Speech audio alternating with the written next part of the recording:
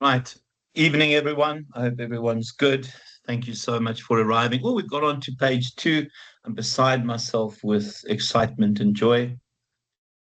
So let's have a glance at this assignment. You'll see that it's all around social innovation. That was sarcasm, obviously, to Sheila. We're going to look at issues around social innovation. We've spent quite a bit of time on this and this learning unit already, so I'm not too fussed about getting into too much detail, but I will go through it again. So the first bit is all of these will be from Learning Unit 3. The first one, enabling social innovation. It is this slide here. So you're looking at Learning Unit 3, slide 10, 11, 13, 14. Okay, 11 to 14 with skipping whatever one I skipped there. So, in terms of enabling social innovation, the model always remains the same. So, irrespective of the kind of innovation we look at, each of these steps will be there. It is using the steps in a different way. It's aligning the steps slightly differently in terms of the difference we want to make. So when we start with social innovation, the same approach of obviously here from a social perspective where we can make a difference. In areas where government and big business don't make a difference, we can often step into this area. So when we think of social entrepreneurs, it is about doing good. It is about adopting the philosophy around the greater good. I know that you guys would have done and watched my recording on SASA as well, where we talk about the different philosophical options from an ethics perspective. Often these are individuals that will focus on the greatest good and focus around there, and you can see the areas where they work in. And again, it's where, in particular in South Africa, government has dropped the ball. So when we look at these options, the first one is to go and find your problem. And there are so many problems and there's so many options in terms of the needs that have to be addressed. And it's to isolate that need that makes sense from your perspective, from your own value system, from where you think you can make the biggest difference. And then you go and look at what new technologies are available. This is a wonderful new technology that I've used. I've just looked at the case study. I actually did this quite a while ago, this assignment. But it is interesting what people can do with modern technology and how we can scale things to actually, again, build the idea that you can do things in a garage almost. So look at these new discoveries, and then we look at different connections. And I think these connections are what can we do in terms of technologies that are out there and use them in different ways. I mean, a silly example is entry-level laptops given to people in rural areas or in poorer areas where they get access to education and job opportunities and price comparisons, etc. So the first one is search for opportunities. The second one is the selection. And the selection is about the priorities that you have. Again, based around your own values, your own needs, your own areas where you believe you can have the biggest impact. From a selection perspective, is this idea, can this idea add value to the lives of individuals? And I think it's that notion that it often goes back to your own core business. It goes back to the core business of the organization. And remember, that's always going to be contained in the mission statement. And then it's to give life to that particular idea. And it's the implementation. And often the challenge here is to transition from selection to implementation. There's generally this disconnect between selecting and prioritizing and then somehow getting it moving forward, and then the implementation phase. From there, we look at part of that enabling innovation is some sort of innovation strategy. And again, this guides us from a vision perspective and then also starting to connect with other individual organizations who can add value that essentially can create an entire package around value. Right, so that's the first one. Who wants to share the page numbers with me quickly? So it's Learning Unit 3 slides, whatever I've just said, 11, 10, 11, 13, 14. Anyone have the page numbers nearby?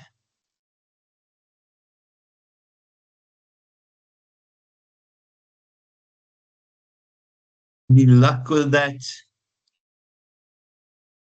Hold on a second. In the textbook, it should be, I don't want to mess this up, pages 359 to 361. Just verify that. Pages 359 to 361. 359 to 361. Can somebody just check that for me?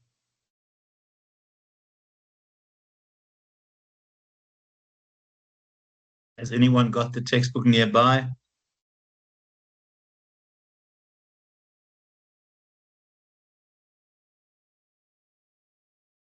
You can take that down. I don't have it here.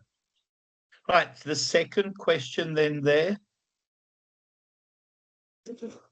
Challenges associated with social innovation.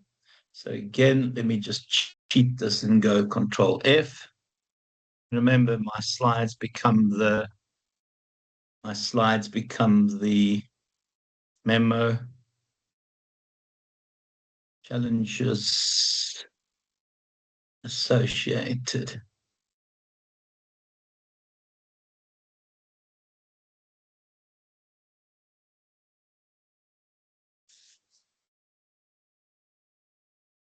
Has anyone found that?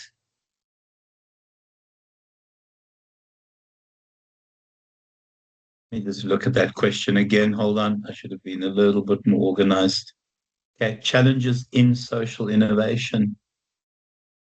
I think that's the one I was looking for there.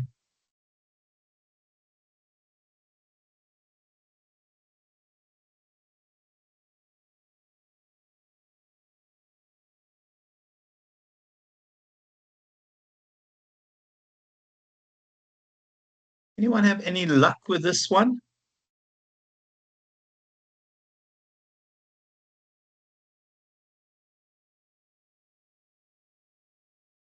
Apologies, I'm messing around a little bit, so there's dead time again.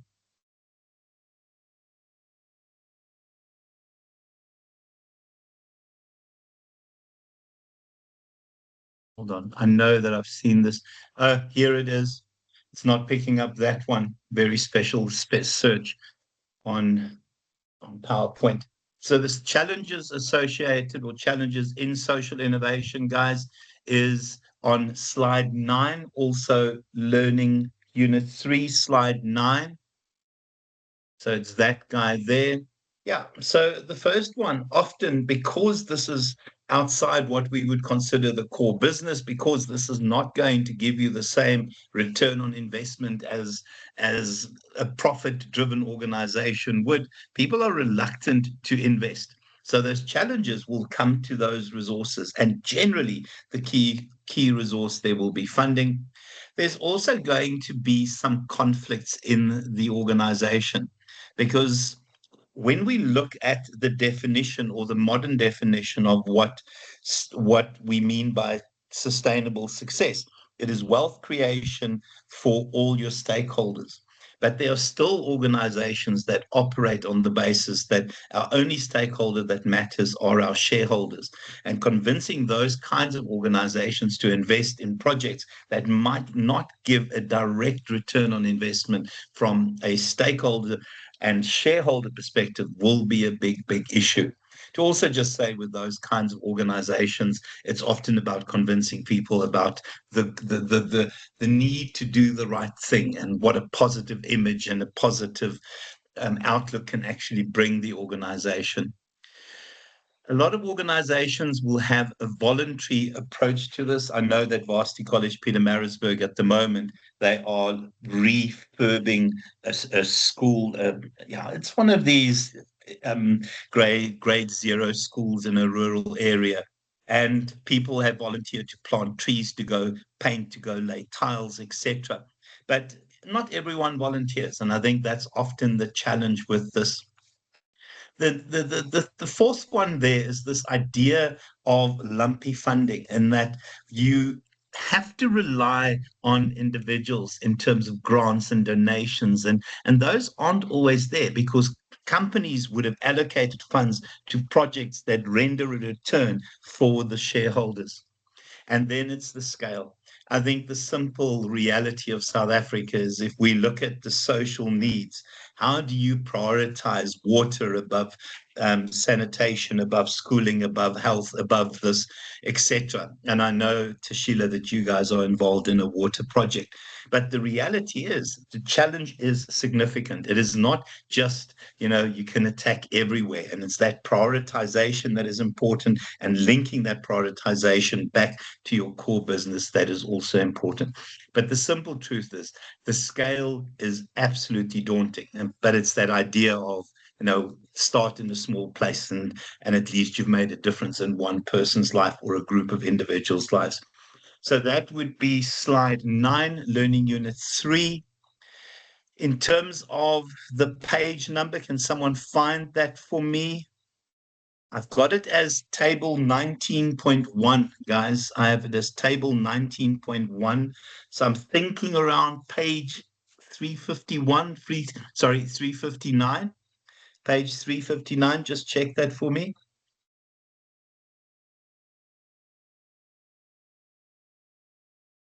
Is that where it is?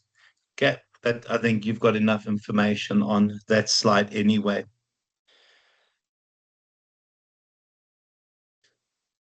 All right, guys, and then here, why social innovation is important. Let's just see if this useless search will find this for me. It picks up 1A.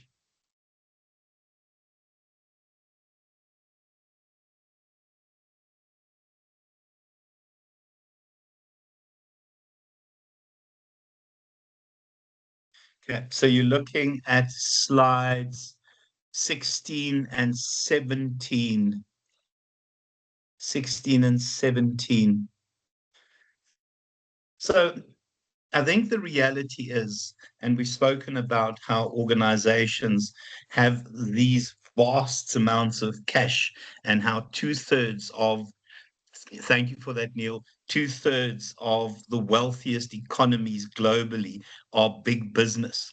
So there's a real expectation from communities and customers who've made these businesses so wealthy that they have to give back, that they have to have a positive impact in terms of this world. And we also spoke about how we have a business that is embedded in a community and that community is embedded in society. So the reality is that we expect those companies that we've made so wealthy through our support to give back. So at an individual level, I think if you are a social entrepreneur and that is your default setting, and there are not many people that have as their default setting being a social entrepreneur, the focus of your life is about doing good and it's about that social value. So you draw great satisfaction from making a difference, where entrepreneurs will often focus on those things, the kind of profits, long-term success from a profitability perspective. Other reasons, it is this license to operate, often to get into communities and to get communities to support your idea and your business. You need to build that kind of relationship. You need that positive relationship. And it's also a way of aligning values. It shows people what the organization really stands for and how it intends to look after its stakeholders other than its shareholders. And it's often a reflection of our values and what the organization believes to be important. And I've spoken about this last week as well. It is about creating opportunities for learning. So, as a learning laboratory, the reality is often you can use this as a training ground for young managers who can project manage, take charge. Please hold on a second. Who can project manage, who can take charge of specific areas. It's a wonderful training ground, in particular from a straightforward planning, organizing, leading, controlling perspective. Right, so that's slides 16 and 17. In terms of the page number, let me just see. Please just verify it. Is that right? Pages 361 to 365. Please check that for me. Doc, I got 351 to 354. 351. Again, I obviously messed that one up. 351 to 354. Thanks, Neil, for that. Well done, guys. And then the last question here. And then bottom of the pyramid.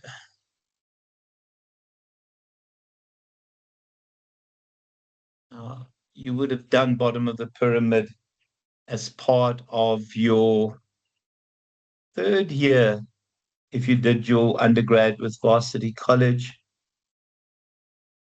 Where is this again? Gotta love it when it can't. There it is. It can't find that, but it'll find everything else. So we're looking here at slides 25, 26, 27. Yeah. In fact, it's the slides that we have left to do, 25, 26, and 27. So doing business at the bottom of the pyramid. Thanks, Nyanta, for that. Everyone have a glance at Nyanta's there. Yeah, it's somewhere there. I'm sure people will find it. So we're looking at slides 25, 26, 27 for bottom of the pyramid. Bottom of the pyramid is doing business with the poorest of the poor, but doing business in a non-exploitative way. It's not about dealing with unsophisticated people who you can sell snake oil to in order to rip them off. It is really about creating opportunities for people who are the poorest of the poor and what we would often describe as the never will haves to break their poverty cycles. So it's the idea of empowering those individuals to actually break the kind of system that they're stuck in and that they would have resigned to be part of for the rest of their lives. So, from a user led innovation perspective, I think the focus here is that you look at the need of those people that will benefit from your particular business. I mean, we have lots of examples, but for me, it's the entry level tablets that will cost a couple of $100. But what that entry level tablet does with a connection to the internet is it's opportunities to learn, it's opportunities to look for jobs, it's opportunities, even with silly things like doing price comparisons, because it opens up a new world. The intention all the time is that this is about empowerment. It's not about exploitation. It's not about taking advantage of unsophisticated people because we can and we can sell them. And my apologies for using the same term again, essentially snake oil. And then 26, I think there are so many things that people at the bottom of the pyramid struggle with that often they've resigned themselves to the fact that our life will be about survival, that our life would be about day to day making sure that we actually don't starve. The stuff that we address from a basic needs perspective are those there. But to do it properly requires high levels of creativity. Part of the kind of empowerment approach that we see from a bottom of the pyramid perspective is that if people can start taking care of those elements, they can start dreaming and thinking bigger and hoping for a different future. So entry-level cell phones connected to the internet opens up a world to individuals. Okay. But the truth is, this is the biggest market out there. So your margins will be smaller, but the reality is, because of economies of scale, because of sheer numbers, you will have significant profits. There are a couple of assumptions about the bottom of the pyramid that we have to challenge. The first one is that poor people have no purchasing power and they're not a viable market. These individuals have purchasing power depending on what is made available. They don't have purchasing power if you compare them to what the middle class would consume and buy and use But if you can take a step down from that, you can take advantage of that limited purchasing power. Entry-level cell phones, entry-level tablets, for example. The second one is the importance of brand. I think we understand that as much as we tend to think that poor people are unsophisticated, there is still a sense that they want decent brands. They do not want dumped rubbish from China because these things aren't selling anywhere else. The third one, yeah, poor people are hard to reach. So we often have subsistence farmers. We have people who work in rural areas. I spoke last week about how drones are used in Rwanda to deliver medicines to rural areas. Those are realities. So, as much as they are hard to reach, it takes a bit of creativity, it takes a bit of thinking, sort of just slightly out of the box. And I'm so sorry about having that damn cliche there. And then, yeah, the poor are not interested in advanced technology. I think the reality is it's advanced technology that allows people to break poverty cycles. I think people are interested. They simply have been excluded because of how expensive these items are. So the reality is this bottom of the pyramid, empowerment, not exploitation, allowing people to change poverty cycles, there is significant amount of money there. And the case study that I've given lends itself perfectly to the bottom of the pyramid discussion as well. Right. Any questions, any comments? I'm going to give you the page numbers, but I possibly have written it down wrong. 383 to 385. I know someone's going to tell me that I'm talking rubbish. Please just check where it is in the textbook. Guys, I'm going to rush a little bit. My son's going into a meeting next to me now, and I'm going to get off. So 383 to 385. Thank you so much, Neil. Guys, I'm going to call it quits there. My apologies for making it short tonight. It's not that important. We'll get through the rest of the stuff with plenty time to spare. Good luck with the assignment and good luck with your research. I'll see you guys tomorrow for research. Thank you so much for attending. Please take care, everyone. Cheers, cheers. 100%, Kesh, 100%. No questioning that. Cheers, everyone. Take care.